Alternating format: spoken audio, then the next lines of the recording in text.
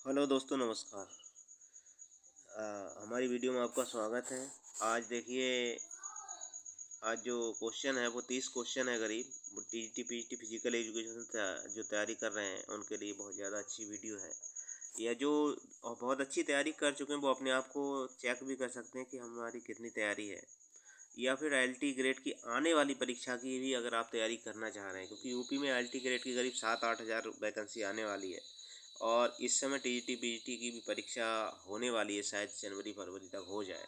तो उसकी अगर आप तैयारी कर रहे हैं फिजिकल एजुकेशन से, तो मेरी चैनल के साथ जुड़ सकते हैं, मेरे चैनल को सब्सक्राइब कर सकते हैं, बेल आइकन की घंटी दबा सकते हैं, ताकि आने वाली वीडियो, पिछली सारी वीडियो आपको मिल सकें। ठीक है, आइए पहला क्वेश्चन आज का शुरू करते हैं। पहला जो क्वेश्चन है वो है, भारत में शारीरिक शिक्षा के आधुनिक रूप से किसकी देन माना जाता है? भारत में आधुनिक शिक्षा के आधुनिक रूप से किसकी देन माना जाता है? मुगल सम्राटों की, अंग्रेजों की, मुस्लिम सम्राटों की या आर्यों की?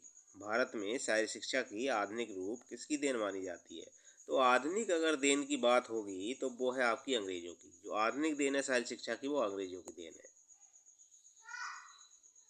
1932 ईस्वी में लखनऊ में क्रिश्चियन शारीरिक शिक्षा कॉलेज किस देश के सहयोग से खोला गया?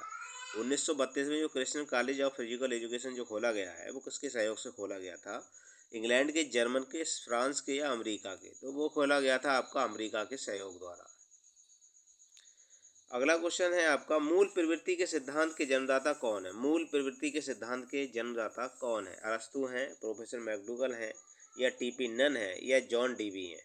तो ये हैं आपके प्रोफेसर मैकडूगल। मूल प्रवृत्ति का सिद्धांत जो है वो प्रोफेसर मैकडूगल द्वारा दिया गया है। कौन सी एरोबिक क्रिया मुख्यतः मनोरंजन का काम में आती है? एरोबिक क्रिया कौन सी है जो मनोरंजन के काम में आती है? तो कैलिस्थेनिक्स है, तालबद्ध व्यायाम है, जॉगिंग है, या साइकिलिंग है? तो ये है आपकी तालबद्ध व्यायाम। कौन सा है? तालबद्ध व्यायाम। अगला क्वेश्चन देखिए, लेजिम चेन के बीच कितनी लंबी छड़ लगी होती है? लेजिम और चेन के बीच में कितनी लंबी छड़ लगी होती है, इसकी बात हो रही है। 3 इंच, 4 इंच, या 5 इंच, या 7 इंच? लेजिम में जो छड़ लगी होती है उसकी लंबाई की बात पूछी जा रही है, तो उसकी 5 इंच होती है। कितनी होती है? 5 इंच लंबी छड़ होती है लगी हुई। 5 इंच लंबी छड़ कहाँ पर होगी इसकी?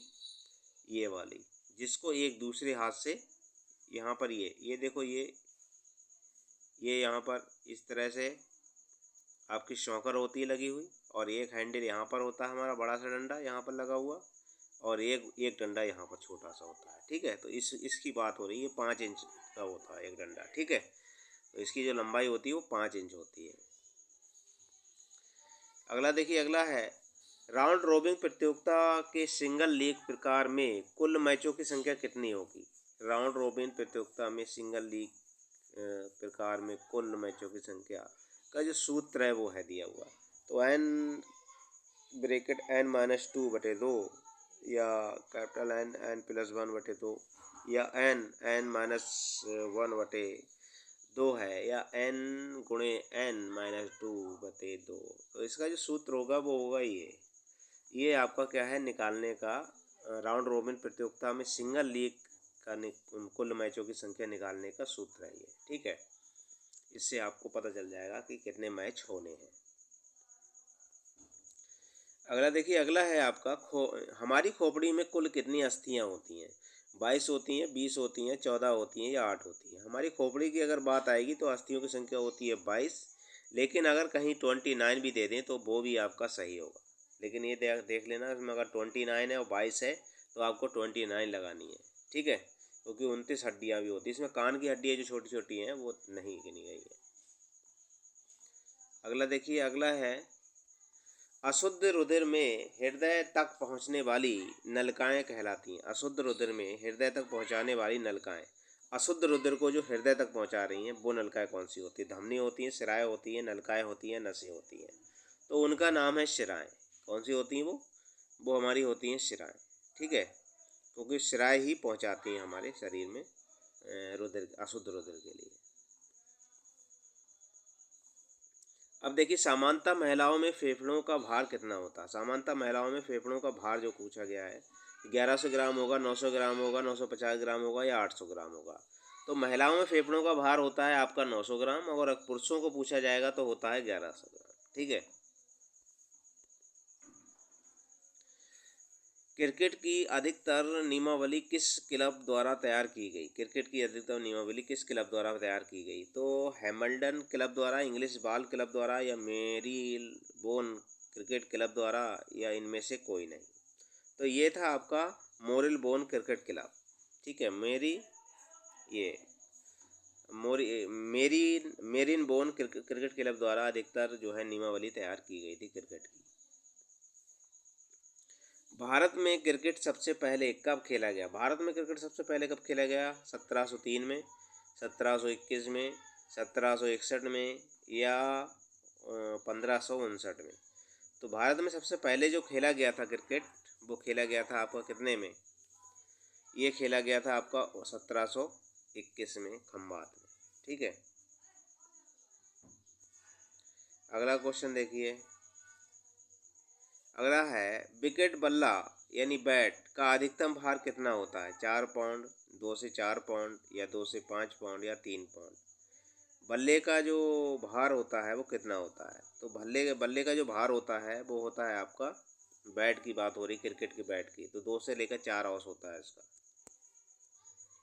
रग्बी फुटबॉल यूनियन का गठन कब और कहाँ हुआ? रग्बी फुटबॉल यूनियन का गठन कब और कहाँ हुआ?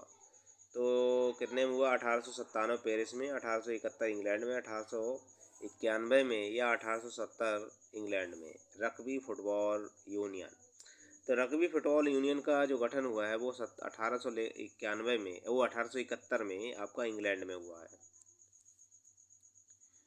फुटबॉल के अगला क्वेश्चन है आपका, फुटबॉल मैदान के केंद्रीय वृत्त का व्यास कितना होता है? केंद्रीय वृत्त जो होता है 4 गज होगा, 7 गज होगा, 8 गज होगा, या 10 गज होगा। तो उसका होता है केंद्रीय वृत्त 10 गज का। Black Heath rugby and hockey club की स्थापना कब की गई? तो ये हुई 1860 में, 1861, 1874, 1883। तो ये हुई है आपकी 1861 में, 1861 ईस्वी में इसकी स्थापना की गई थी। रग्बी वो ब्लैक हीथ रग्बी एवं फुटबॉल क्लब स्थापना। अगला देखिए, भारतीय महिला हॉकी में किस राष्ट्रमंडल खेल में स्वर्ण पदक जीता? भारतीय महिला हॉकी में किस राष्ट्रमंडल खेल में स्वर्ण पदक जीता? 2002 मानचेस्टर, 2030 हैमिल्टन, 1982 बेस ब्रेन में, या 1962 पर्थ में। तो ये था आपका 2002 मानचेस्टर में। अगला क्वेश्चन देखिए, अमेरिका धर्म प्रचारकों ने बास्केटबॉल खेल को किस देश में आरंभ किया? अमेरिकी धर्म प्रचारक बास्केटबॉल को किस देश में प्रारंभ किया? भारत में, कनाडा में, इंग्लैंड ने, या इंडोनेशिया में। तो इन्होंने भारत में इसका प्रचार प्रसार किया। अगला देखिए, बास्केटबॉल मैच के बीच में अंतराल अवधि कितनी होती है? 5 मिनट की, 10 मिनट की, 15 मिनट की, या 20 मिनट की। तो अंतराल अवधि जो होती है वो होती है आपकी 10 मिनट की। 10 मिनट का अवकाश होता है बीच में। वॉलीबॉल को आरंभ में किस नाम से पुकारा जाता था? वॉलीबॉल को आरंभ में किस नाम से पुकारा जाता था? तो बॉल गेम से, नेट गेम से, या मिंटो नेट से, या नेट बॉल से। तो वॉलीबॉल को आरंभ में जो पुकारा जाता था वो मिंटो नेट नाम से पुकारा जाता था।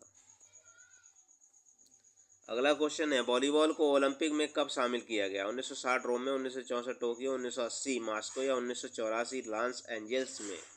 तो वॉलीबॉल को ओलंपिक में जो शामिल किया गया वो 1964 टोक्यो से वॉलीबॉल को शामिल किया गया था। अगला देखिए, हैंडबॉल मैदान के गोल पोस्ट की चौड़ाई गुणे ऊंचाई बताइए। हैंडबॉल मैच में गोल पोस्ट की चौड़ाई एवं ऊंचाई बताइए कितनी होती है? तो वो होती है आपकी 3 × 2 मीटर। कितनी होती है? 3 × 2 मीटर होती है। अगला क्वेश्चन देखिए, बेसबॉल मैदान का आकार होता है। बेसबॉल मैदान का आकार कैसा होता है? आयताकार, वर्गाकार, वृत्ताकार, या डायमंडाकार। तो बेसबॉल का जो मैदान होता है वो होता है आपका डायमंडाकार होता है। अमेरिका में टेनिस को आरंभ करने का श्रेय प्राप्त है। अमेरिका में टेनिस को आरंभ करने का श्रेय किसको है? कुमारी ई आउट ब्रिज को, मेजर वाल्टर बिग फील्ड को, या स्पेंसर गौर को, या ए नाय स्मिथ को। तो ये है कुमारी ई आउट ब्रिज को। अब लॉन टेनिस स्तंभों का व्यास कितना होता है? लॉन टेनिस के स्तंभों का व्यास पूछा जा रहा है। 5 इंच होगा, 5.5 इंच होगा, 5 सही 3/4 इंच होगा या 6 इंच होगा। तो वो होता है आपका टेनिस के स्तंभों का जो व्यास होता है वो 6 इंच होता है लॉन टेनिस के। अगला है आपका भारतीय टेबल टेनिस फेडरेशन की स्थापना कब हुई? 1928, 1938, 1948 या 1958। तो ये हुई है आपकी कितने में? 1900। भारतीय टेबल टेनिस फेडरेशन की स्थापना कितने में हुई है? 19 पहला होगा सही, दूसरा हो। तो भारतीय टेबल टेनिस फेडरेशन की जो स्थापना हुई है वो हुई है आपकी 1938 में। कितने में? 1938 में हुई है इसकी स्थापना। अगला क्वेश्चन देखिए, अगला है इस खेल के आयोजन एवं प्रचार प्रसार करने वाली संस्था फेडरेशन इंटरनेशनल फीडे की स्थापना कब हुई? इस मतलब बैडमिंटन की बात हो रही है, ठीक है। तो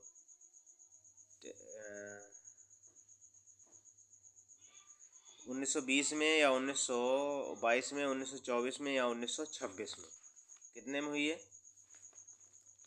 तो ये बात हो रही है आपकी शतरंज की। किसकी बात हो रही है? शतरंज की बात हो रही है। शतरंज की बात हो रही है, ठीक है। तो शतरंज खेल में के आयोजन एवं प्रचार प्रसार करने वाली संस्था फेडरेशन इंटरनेशनल यानी फीडे की स्थापना कब हुई? 1920, 1922, 1924 या 1926। तो ये हुई है आपकी 1900 कितने में हुई है बताइए? फीडे की स्थापना कितने में? पहला सही होगा, दूसरा सही होगा, तीसरा सही होगा या चौथा सही होगा? तो ये है आपका 1924 में। फीडे की जो स्थापना हुई है वो हुई है आपकी 1924 में। अगला क्वेश्चन देखिए, भारत के तीसरे ग्रैंड मास्टर कौन बने? भारत के तीसरे ग्रैंड मास्टर कौन बने थे? कौन? अभिजीत कुंडे बने, प्रवीण थपसे बने या के शशिकरण बने या पी हरिकृष्णन बने? तीसरे, भारत के तीसरे ग्रैंड मास्टर यानी जो शतरंज में बनते हैं उसकी बात हो रही है। तो भारत के तीसरे ग्रैंड मास्टर कौन बने थे? तो वो बने हैं आपके प्रवीण थिप्से। प्रवीण थिप्से आपके तीसरे ग्रैंड मास्टर बने थे। अगला क्वेश्चन देखिए, अगला है बैडमिंटन की सबसे प्रतिष्ठित प्रतियोगिता कौन सी है? उबेर कप है, थॉमस कप है या सुधीरमन कप है या ऑल इंग्लैंड बैडमिंटन चैंपियनशिप है?